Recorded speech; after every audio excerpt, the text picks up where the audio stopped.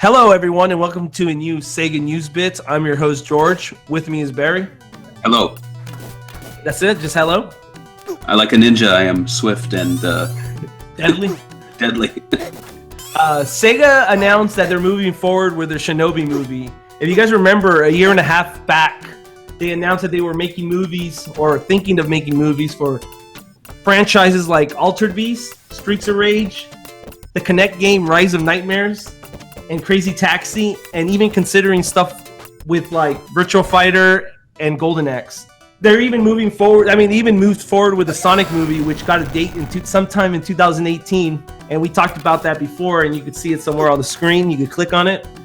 This movie is going to be produced by Marc Platt and Adam Siegel, who worked on Scott Pilgrim versus the World and Drive, which I like those two movies. Those are good movies, so this is a good start. What do you think about the producers he chose, Barry? I think it makes sense that they choose these guys. You know, the Marc Platt Productions, which the film's going to be co-produced by, they have worked on a lot of movies, like you mentioned, Scott Pilgrim versus the World, Drive. Scott Pilgrim, obviously very, video game heavy references, and it sticks very closely to the source material. Drive, interestingly enough, actually has some Outrun connections with the soundtrack, if I'm not mistaken. I know. There's like this whole like Outrun genre they call it. You can even look it up on Reddit. There's a big subreddit for it, and so there is a little bit of that. Yeah, and also way back in 2001, the Josie and the Pussycats movie. Sorry, I said pussy.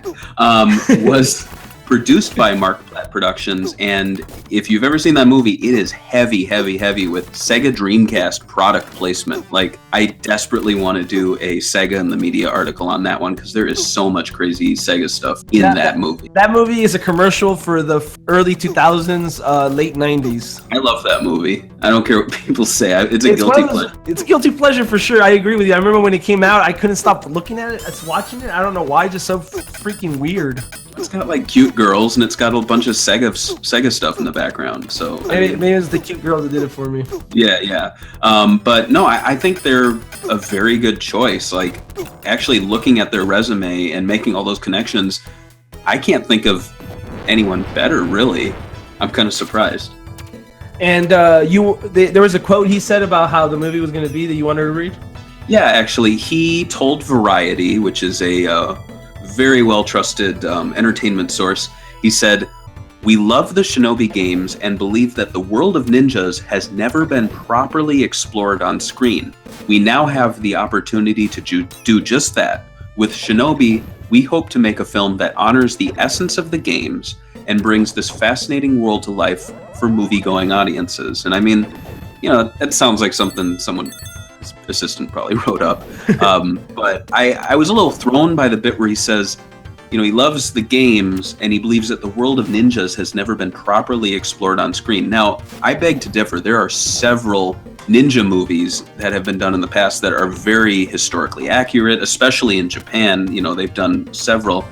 And I don't think of, like the world of ninjas properly explored when I think of Shinobi, because it's got like some really crazy shit. It has time travel. It has what is it? Surfing, Godzilla, things like that. So it's not historically accurate in the slightest. However, he did say that he wants to make a film that honors the essence of the games. And this is a producer. This isn't a writer or a director. So, I'm certain they're going to tap someone who will accurately follow those things under the direction of the producer saying, play the games, make it like the games. So and lies the problem. Shinobi's been rebooted so many times, and a few times. And what game should they even be influenced by? And should they even be influenced by a game? Should they just reboot it, since the game's never had that much story to begin with? It wasn't like it's Uncharted, No, yeah, and I mean, I think definitely having a Musashi in a lead role is a must. It doesn't have to be Joe. It could be his father, Jiro, who is a little more of a contemporary character in the sense that he was in the most recent game on the 3DS. I think maybe if they stick with that family line, and maybe, I think Joe as the main character would be the best idea. But even if they want to make Joe like the father of the main character and continue the family line, you have to have the Musashi there. You have to have the who are the villains? Zed, the criminal organization, and I think you need to have time travel. I think those three things. I mean, you look at the House of the Dead movie, that was just awful. That movie did not have the most essential things that would make it House of the Dead. Definitely did not. It needed cheesier acting. Yeah, exactly. So if they at least hit on those three things with this movie, I think it'll be a plus. Though honestly, I think they should take what the games are doing and try to expand them. I don't want to get too into it, but like in the Archie Mega Man comics, they took the plots of the games, which were very paper thin, and they developed a pretty rich narrative out of them. So it's something you can easily do. So it's doable. Sega in the notes, they put that they wanted this to either be a live action movie. I mean, these kind of projects. A year and a half ago, they said that they wanted them to be either animated series or live action. And what do you think this is going to be? I think it's going to be live action because Marc Platt and Adam Siegel only work on live action movies, I think. Yeah, I definitely think a live action movie. Sega could be working the route where, you start with a live action movie. If it's a hit, you make an animated series. I know that it's not live action, but Big Hero 6, instead of getting a sequel, now they're doing an animated series based off of it. So, they're probably going in that direction. Just looking at that list you named off, I can't imagine an Altered Beast or Streets of Rage animated series. I just can't. Yeah, like if they're going to do a Streets of Rage animated series, it's going to have to be super rebooted or something. Yeah. Like, I can't see it. Like, they have to literally change all the characters. It's also worth mentioning that you did mention Rise of Nightmares, and I know it's not the focus of this story, but I feel like they probably picked that because the House of the Dead brand in movies, at least, is tainted. So that's the next best thing for them. I do too. You think it should be rated R, and you think Sega would go for an R for a movie like this? Well, yeah, I was discussing with you off air that, with Deadpool's success of being an R-rated movie, and even the Wolverine 3 is going to be R-rated, it's not out of the realm of impossibility that they could make an R-rated Shinobi movie. I don't think it's necessary. I think PG-13 would be just fine, but hard R would be interesting, to say the least. I want to see a hard R, but I think Sega will go safe and try to go for PG-13.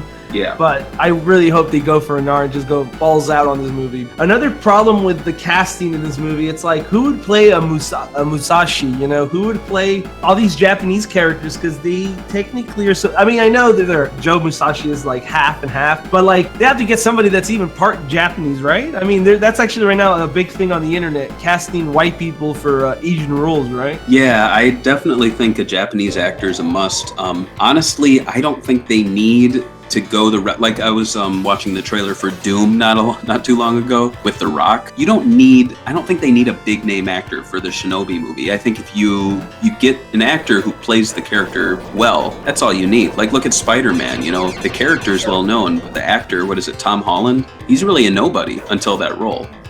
Yeah, I don't think they should build the cast around big name actors. And if they do, at the very least, maybe have like the father of the character be a big name actor, and then the main character be an unknown, like, Daisy Ridley with Star Wars. Yeah, it's going to be a struggle, I think, finding a Japanese actor, or at least convincing a studio that there should be one, and I really hope they pick one. I'm kind of over the whole whitewashing of Asian roles, and I'm also kind of over the pandering to Chinese audiences in hiring Chinese actors in every single movie. I mean, it's obvious that's what they do. Yeah, and I'm assuming the studio's going to want to hire a Chinese guy to play him for some reason. It's going to be really weird. Yeah. But it's one of my things is like in Shinobi, Revenge of Shinobi, they used a Japanese actor's face. His name is Sonny Chiba.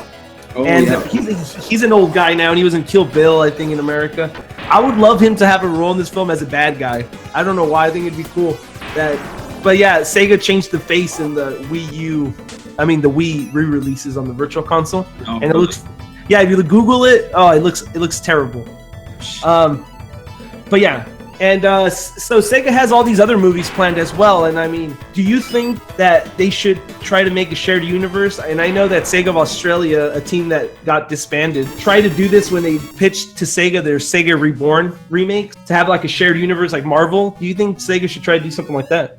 I think it would be a really cool idea. I'm a huge fan of like B movies, especially like the full moon features films. And throughout the 80s and 90s, they were making, everything from sci-fi to horror to like westerns. But they had this really, kind of loosely connected, but it was there, this shared universe. So you'd have like Puppet Master, but it was existing in the same universe as this like sci-fi cop who was like 6 inches tall. I just thought it was a lot of fun to be watching all these movies, and they're interconnected. And in the same way, Sega is so different with all their franchises, but the fact that, you know, you have a time traveling ninja, why not, you know, make some connections to maybe the Virtua Fighter movie or the Golden Axe movie or something? Because honestly, if these things are a hit, you could do like a Sega All-Stars movie. That would be pretty fucking cool. And it really helped sell more copies of those the Sega All-Star games, because like I told you, I think a while back, one of the biggest complaints I see on Reddit and on like Steam, you know, like people that don't know the franchises like we do, they always say, "Oh, I love the game. It's great and it's fun, but I don't know any of these characters outside of Sonic." Yeah. And that's been an issue, and this will help them, I think. And now, you know, for people listening who think we sound crazy for talking about like a Crazy Taxi movie or an Altered Beast movie and there being a shared universe, there's an Angry Birds movie coming out. There's an Emoji movie coming out. So the fact that Sega, these classic 80s and 90s games, would have movies with a shared universe, it's not that crazy anymore, honestly. And to say the last thing, I would love them to do it like very subtly. I don't want it to be like really in your face like Batman vs Superman did it. I mean, I'm not gonna say what I thought about the movie, but I didn't like the way that like Wonder Woman was just watching trailers for other movies. Kind of like she was like, "Oh, this is the next movies they're gonna have." And I think they have to be more subtle with it, a little more smart with it. Cool. If they do it, that'd be awesome. I would watch. I'm pretty excited to see more news on the movie. Oh, absolutely. I'm kind of excited that, you know, we're running a Sega fan site. Pretty soon we're going to be writing a site that covers movie news. So I'm really excited on that. To review movies, right? Yeah, go to premieres. Hint, hint. Please, yeah, that's for Sega right there. Tell us what you think about the Shinobi movie in the comments below. Like this video if you want to see us do more videos like this. And thank you for listening. Thank you. If you'd like more Sega news, check us out at SEGAbits.com. And also don't forget to like, subscribe, comment, and follow us on all our social networks.